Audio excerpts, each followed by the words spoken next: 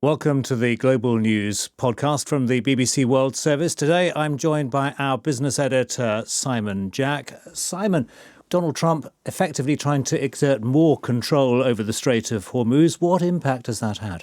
Well, it's seen a decline in the number of ships getting through. If we go back to the dark days of May, when it was effectively totally shut, you used to see 60 to 80 vessels getting through every day.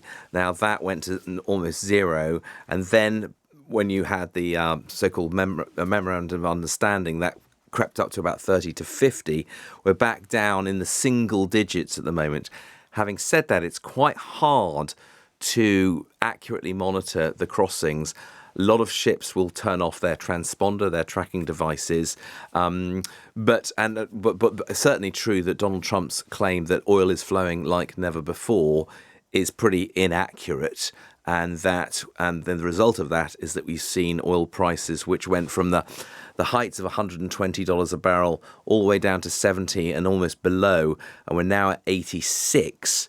For my money, it's pretty odd that the oil price isn't actually higher than it is. And I think the reason for that is that every time we get close to a real pinch point, there is some kind of backing off from the US president. For example, he said he was going to reimpose the blockade. He was then going to say anything that goes through, anything non-Iranian as well, would attract a 20% tariff. Well, the world didn't like the look of that one bit.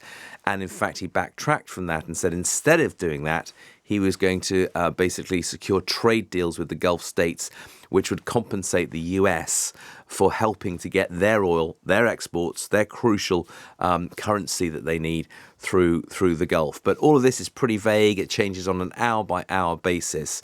But at the moment, oil price not where it's been at the height of the conflict, but nevertheless elevated from when we saw the memorandum of understanding. Yeah, as you say, it was a sort of huge U-turn within the last 24 hours where he said there was going to be these 20% tariffs. Then he backtracked and talked about these trade deals. Are these trade deals real, or are they just something that he's come up with without much consultation with officials? I've got to tell you, no one really knows what he means by that. Now, there is no overarching trade deal between the GCC, the group of Gulf countries. There are some individual deals on things like AI chips and food with individual countries. But it's quite hard to see how big trade deals come out of nowhere in the kind of timescale that you would need to make an immediate impact on what's going on. Trade deals usually take a very long time to conclude.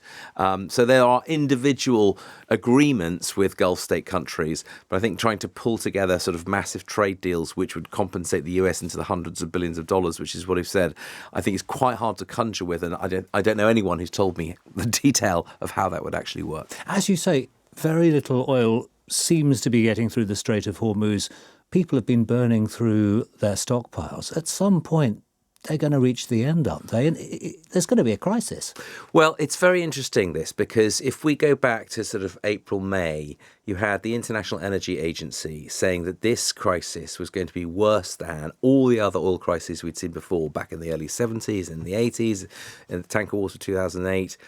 And it was going to cause a global economic crisis. It didn't happen. Now, what's very interesting about that, it turns out that the US, the world energy supply network proved itself to be more resilient than thought. And that another big factor, which is perhaps underreported, is the role of China in all of this. Now, China, obviously a massive consumer of energy.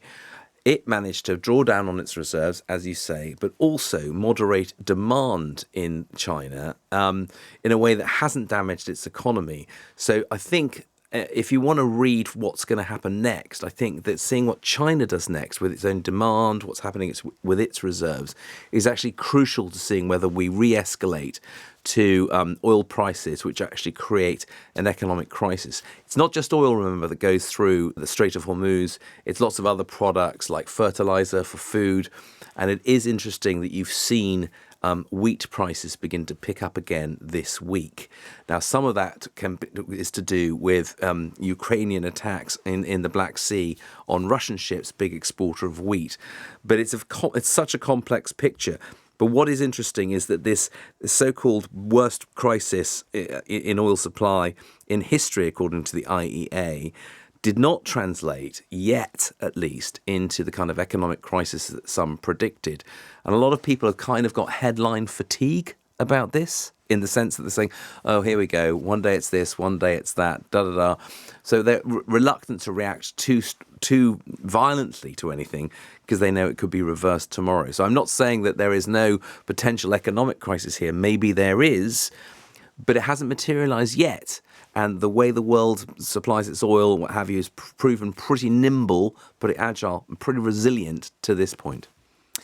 The Iranians have regarded the Strait of Hormuz pretty much as their trump card, but they do have potentially another card up their sleeve, which they're starting to talk about, which is if they could persuade their allies, the Houthi rebels, to close the Bab el-Mandeb crossing. Yeah.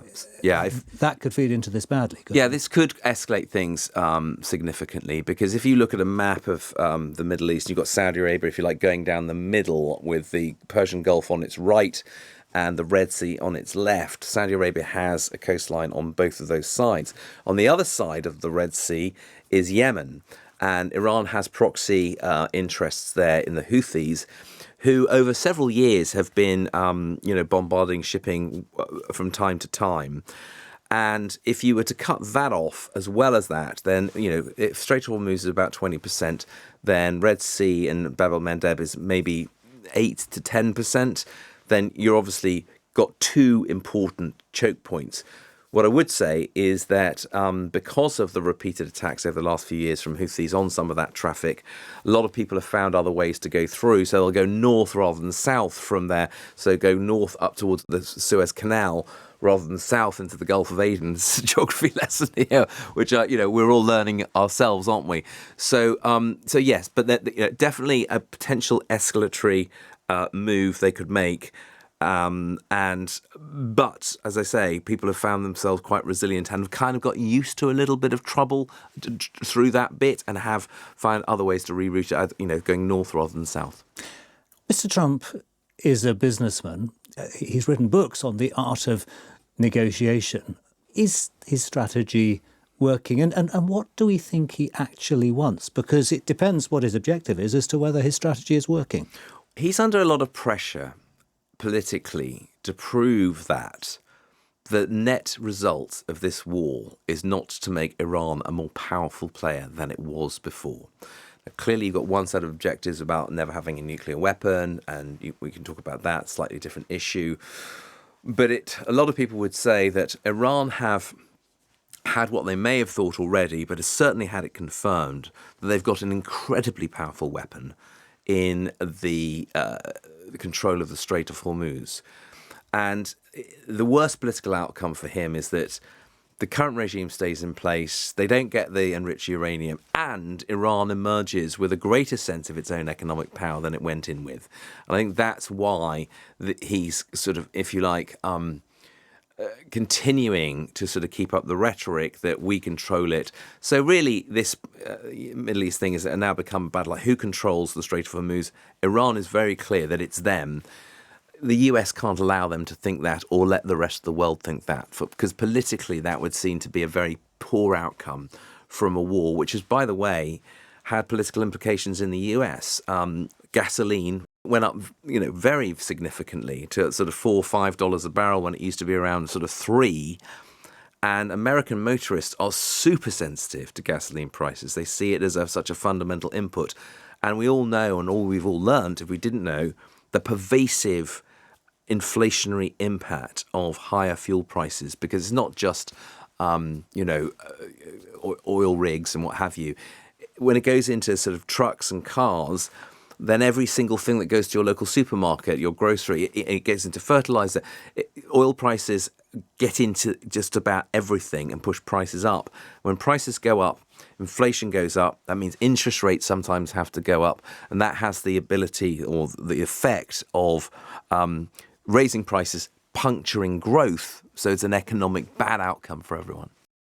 The midterm elections are in November. It's not so far away. No. Has Donald Trump got time to sort this out and turn the economy around before people go to vote? Well, what we've seen after the Memorandum of Understanding is that oil prices snapped back pretty quickly. They went from the highs of 120 down to 70 and below in pretty short order. Now, there are supply chains, and it will take a while for the bulge in the snake of these higher prices to go right through global supply chains. But if they can sort something out, it is quite possible you get back on the track. That, I mean, if Iran could be accepted back into the international community, free to sell its own oil, hostilities cease. Larry Fink, the boss of BlackRock, told me just a couple of months ago he thinks that oil could end up at $50, even $40 a barrel. So they could snap back. But it seems to be, the conflict with Iran and the war of words between the leadership in the White House and in Iran appears to be pretty intractable at the moment. I'm in charge of the Strait of Hormuz. No, I am. And it's hard to see a way through that in a way that can be resolved quickly enough before we start homing in on those midterm elections, which are absolutely crucial for Republicans in the US. So they'll be very mindful. And I think the Iranians will be very mindful that this is coming down the track as a political event for the US too. The BBC's business editor, Simon Jack. Plenty more from the Global News podcast on the link below. Thanks for watching.